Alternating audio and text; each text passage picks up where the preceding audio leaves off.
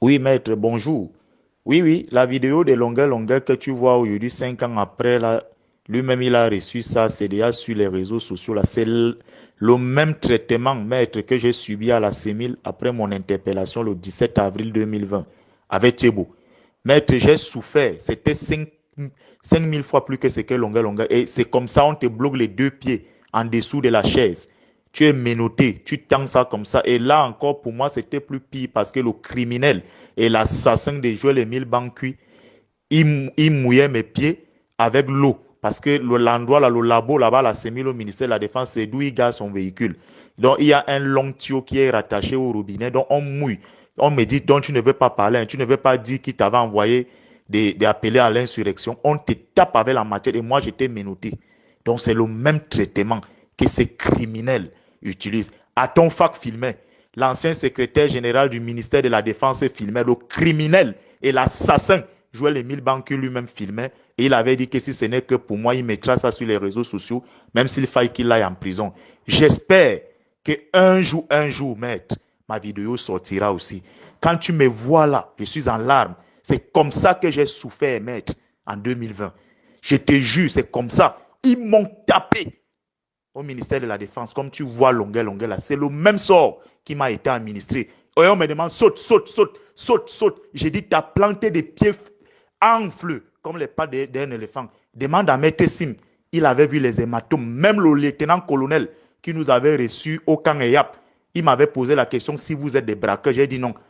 Quand il a dit tu es journaliste, qui t'a fait ça? Il a dit Banqui, il a secoué la tête. Même l'ancien commissaire du gouvernement, Ongono Tade, était dépassé de ce que j'avais subi. Donc c'est comme ça. Un jour, un militaire humain enverra aussi ma part de vidéos comme ça. Là-bas, peut-être, vous n'aurez même pas le courage de regarder ça jusqu'à la fin.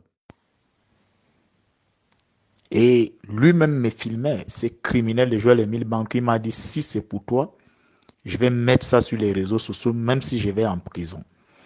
Et la pire des choses, ce qui est choquant, c'est que quand on me tape, il dit, c'est monsieur que vous voyez, si je lui donne 5000 francs là, il ira dire que je l'ai corrompu. J'ai dit oui. Il a dit, tapez-le. Je ne suis pas dans tes histoires où tu insultes le bandit qui est à la tête de la Fédération camerounaise de football. Parce que ce bandit-là a aussi la vidéo de ma torture.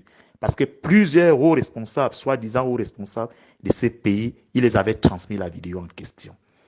J'ai souffert. Mais, comme Dieu ne dort, ma vidéo va se retrouver sur les réseaux sociaux. Ce qui est sûr, un militaire humain, finira par la balancer. Parce que le personnel civil de la CEMIL me filmait. Celui qui a actuellement, qui on dit qu'il est le chargé de la communication du ministère de la Défense, était là, il me filmait. L'ancien secrétaire général, je ne sais pas s'il y est encore, du ministère de la Défense était là. Beaucoup de personnes filmaient. Ce qui est sûr, le Seigneur va aller toucher le cœur de l'un d'entre eux. Et cette vidéo va se retrouver sur les réseaux sociaux. Quand vous allez voir ce que j'ai subi à la CEMIL, je pense que beaucoup d'entre vous n'auront même plus le goût de manger soit la viande, peut-être ils vont faire, ça dit que, je ne sais pas, vous allez entrer en jeûne. Parce que ce que j'ai subi, on ne peut pas traiter un humain comme ça. Et les machettes en question, elles sont limées. Tant pis pour vous quand on vous tape. Elles peuvent même vous couper les orteils. Ils s'en foutent. Il avait dit, je vais te renvoyer en prison. Voilà pourquoi ils ont tenu une réunion secrète dernièrement pour dire qu'il faut m'effacer. Mais le comité des Nations Unies pour la lutte contre la torture, Paul Biya avait été saisi, il a encore été ressaisi. Ça prendra le temps que ça prendra. Il assumera. Il assumera. Il ne s'attendait pas que pour longueur, longueur allait sortir. C'est la même chose. Tu ne veux pas parler, saute. Je ne pouvais pas. Et puis, je remercie Madame Bikaï. Elle était à l'époque lieutenant, je crois bien, au service central de la recherche. Quand cette dame m'avait vu le 18, quand on m'a sorti de la cellule, elle m'a posé la question. Mais c'est quoi ça, monsieur Ebala, vous n'avez pas de famille? Il dit, bon, madame, on m'a arrêté. Je ne sais même pas si mes proches sont au courant. C'est là où elle avait écrit à l'autre tortionnaire qu'on appelle Bialo Dieudonné. Il a demandé à ce qu'on me remette des équipements et qu'on aille avec nous à l'infirmerie du camp EYAP. Quand nous sommes arrivés à l'infirmerie du camp Eyap, le jeune colonel du Nord qui nous avait reçus, c'est quand il voit ma vidéo qui circulait déjà où je suis assis à même le sol, c'est là où le chauffeur qui nous avait conduit, qui était un gendarme, qui pose la question, qui est même là parmi vous? On dit, le voilà. On dit, tu vois donc ce qu'on fait? On est en train de dire que c'est au service central qu'on t'a fait ça. Il dit non, c'est à la CEMI. C'est là où le colonel là vient, il me pose la question, c'est quoi? Mais moi j'ai cru que vous étiez des braqueurs. Ah, vous êtes des hommes des médias? Il dit, mais oh là là, oh là là, oh là là. Il n'a plus rien à ajouter.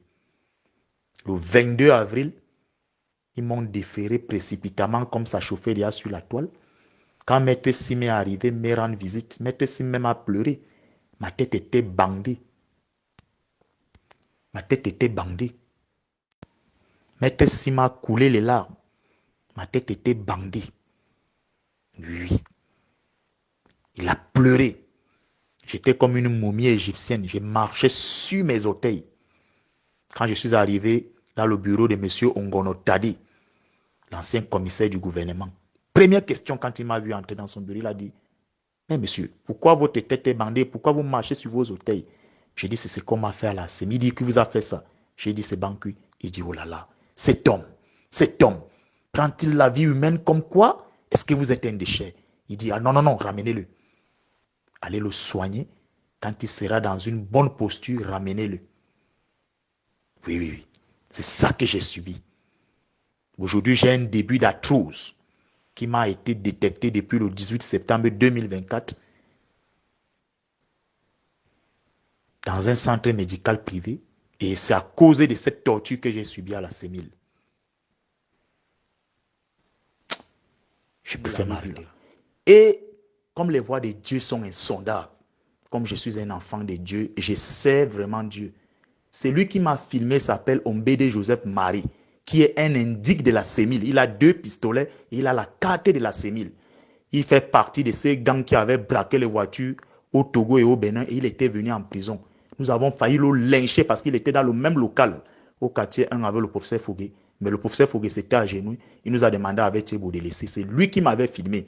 Il a envoyé ça à un ami à l'avenue Kennedy. Et c'est l'ami là qui a donc balancé ça sur les réseaux sociaux. Parce que bien après, ils étaient allés prendre Ombedi, ils sont venus le torturer là-bas. On lui a posé la question que tu n'es ni policier ni gendarme. Nous, on te prend pour travailler avec nous. Tu vois dans quel problème tu nous as mis en filmant Ebala. Donc voilà ce que j'ai subi. Et ils payeront. Je dis bien, ils payeront. Mes vêtements en question, je les avais pris. J'ai jeté ça sur la tombe de mon feu papa. Mes ancêtres vont s'en charger.